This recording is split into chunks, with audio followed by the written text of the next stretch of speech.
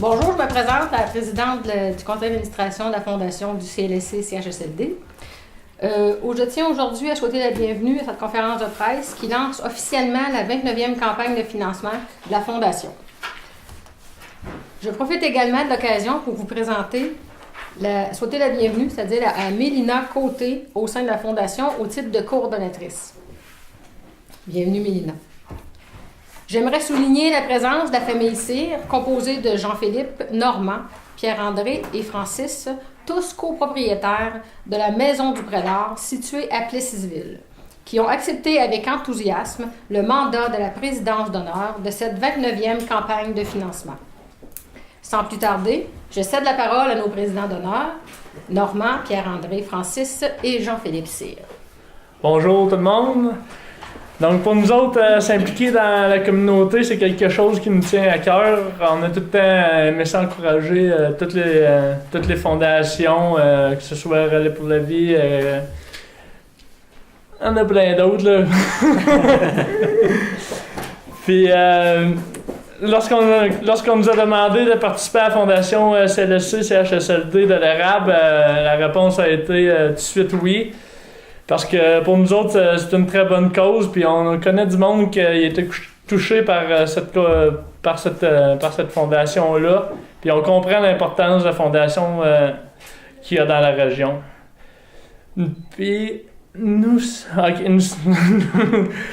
jeunes, nous avons plusieurs années devant nous, et nous voulons à notre tour faire notre part dans la communauté.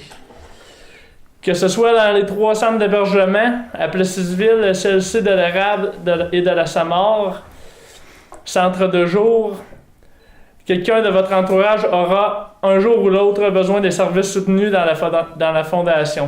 Nous désirons à notre façon faire connaître les bienfaits de la fondation à toute la population de la MRC de l'Érable, incluant la clientèle jeunesse, parce qu'ils seront éventuellement touchés par les actions de la fondation dans notre région. Pour cette 29e campagne de financement, on pense que nous sommes capables de ramasser la somme de 145 000 $. Nous avons déjà commencé avec 2 tournois de quilles qui ont rapporté plus de 10 000 $. Et nous invitons donc la population à être généreuse à notre égard pour qu'on soit capable de rentrer dans notre objectif. La série d'événements débute avec la conférence bénéfice d'Alain Dumas sous le thème du rêve à la réalité. Ça se passera à la salle communautaire de Plessisville, avec la présentation de l'entreprise Fridor qui s'implique au sein de la Fondation depuis plusieurs années, que l'on remercie. Par la suite, il y aura aussi le tournoi de golf annuel à Plessisville qui se déroulera le 31 mai et possibilité de brunch dès 7 h. Finalement, le souper de bénéfice aura lieu le mercredi 4 septembre à l'espace Sophia de Sainte-Sophie. Réservez ces dates à vos agendas, c'est des beaux événements à ne pas manquer. En terminant, nous tenons à souligner que vos dons feront toute une différence. Que ce soit par le biais de votre participation à nos activités ou un don au In Memoriam,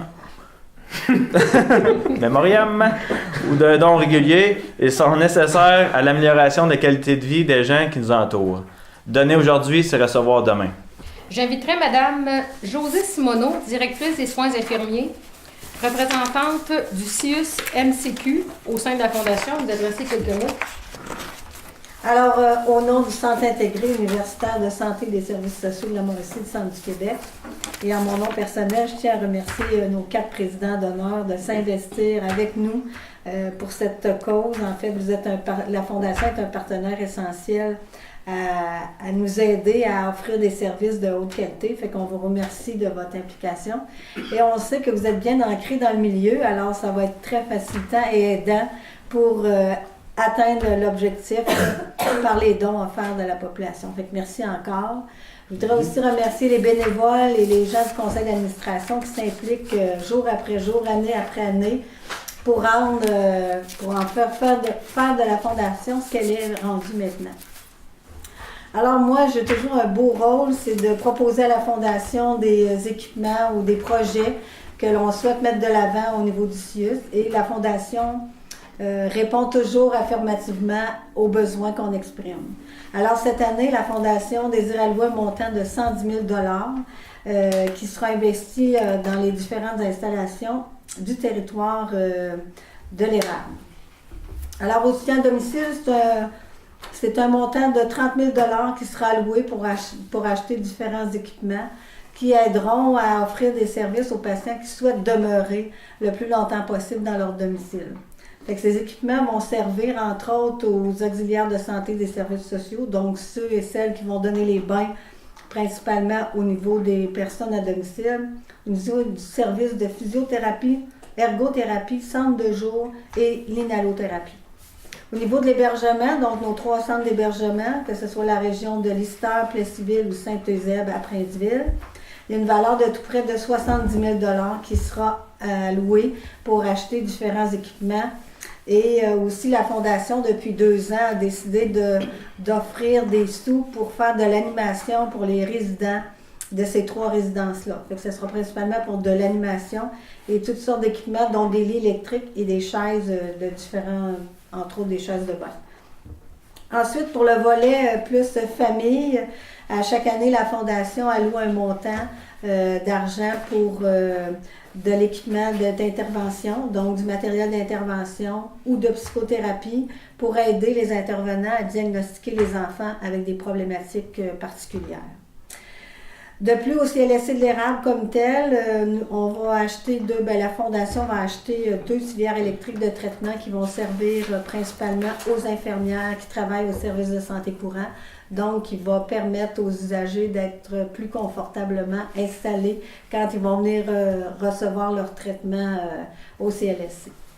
Alors, c'est ce qui conclut l'achat ou ce qui va être permis de faire cette année par les dons ramassés là, avec nos présidents d'honneur. Puis au cours des 29 dernières années, c'est tout près d'1 million que la Fondation a investi au sein de notre établissement, en fait, pour aider à améliorer la qualité de vie de nos bénéficiaires. Fait qu'encore une fois, merci. Soyez généreux dans vos dons parce que c'est sûr que ça permet d'aider les gens de notre région. On ne le dit jamais assez. On pense toujours que les fondations, l'argent qu'on ramasse, ça s'éparpille un peu partout, mais soyez sans crainte, elles restent pour les gens de notre région. Alors, encore une fois, merci à tous et on espère que vous allez donner généreusement. On est très heureux, puis moi je suis surtout content, je le dis souvent, que les jeunes embarquent dans la fondation parce que c'est pas rien que les plus vieux, que des fois on dit que c'est les retraités qui s'occupent de ça, ils ont plus de temps, mais là les jeunes embarquent, puis je suis content de ça, puis ils vont pas de reculons, puis on va essayer de trouver d'autres activités pour essayer de battre, peut-être pas les vignobles parce qu'ils sont durs à battre, mais on va essayer de s'en approcher. Fait que c'est tout. C'est bon. C'est ce qui clôt notre conférence de presse pour le lancement de la 29e campagne de financement. On vous invite à y participer en grand nombre. On compte sur vous toute l'année. On a plusieurs activités.